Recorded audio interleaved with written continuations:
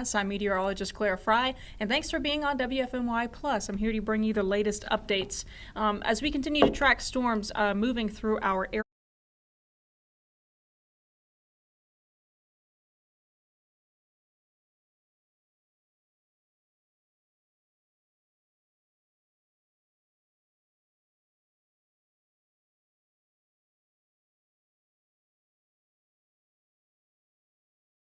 $7 o'clock.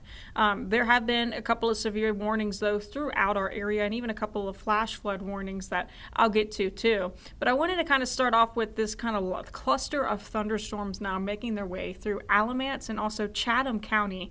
Packing a punch. Lots and lots of cloud to ground lightning with these, very strong, if not almost to the severe level. Could be called severe if they continue to intensify. I wanted to see the amount of lightning within this storm. So around 130 strikes of lightning within this storm. That's estimated between 130 to 135.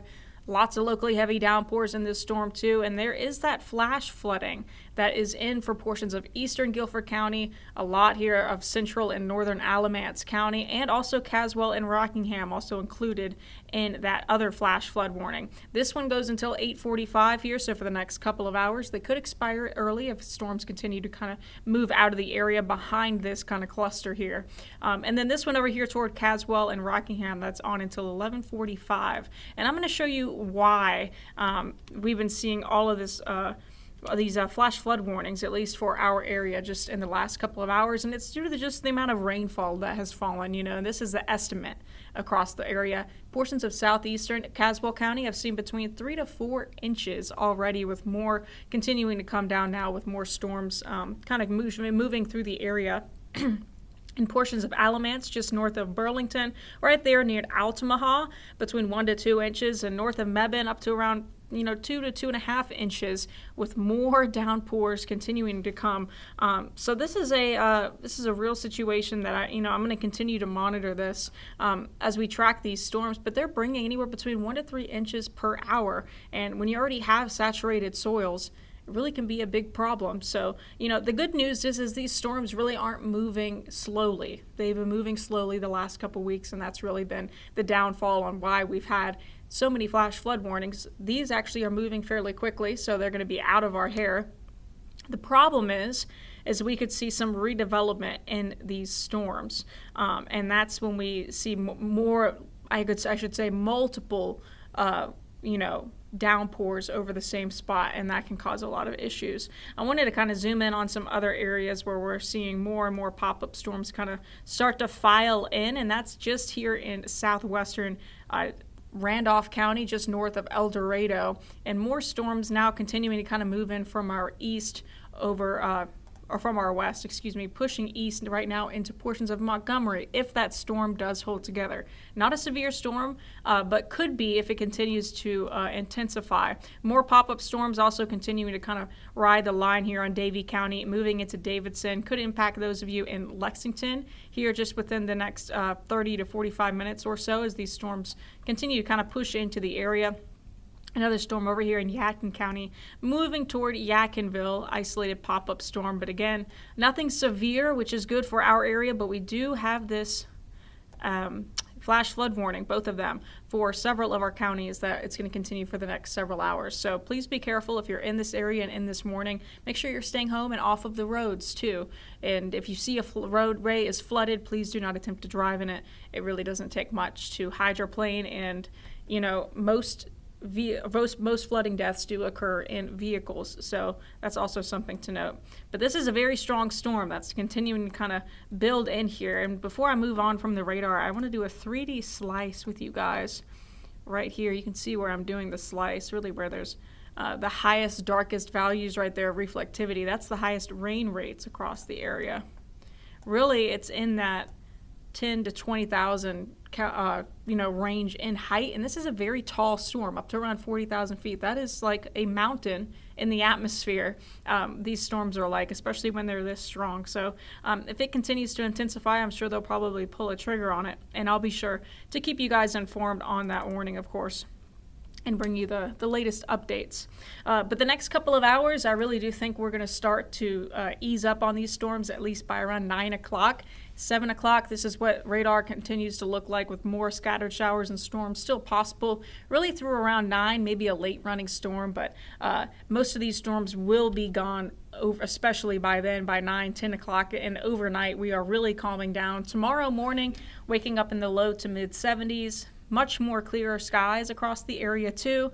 We're going to be seeing more isolated scattered showers into tomorrow afternoon. Would say more isolated in general, honestly. It's going to be a little bit more dry for tomorrow afternoon, so that's some good news, but it's still going to be hot and it's still going to be humid. Severe thunderstorm watch east of our area is until 10 o'clock tonight. We'll be keeping an eye on that, and when that gets dropped too, heat advisory is in effect just for the next hour for Montgomery County. I know this is a lot here for weather alerts, so kind of breaking it down, heat advisory is the orange counties. That pink over there, that is the severe thunderstorm watch that goes until 10 o'clock, and I'm going to click it so you can kind of see it when it pops up.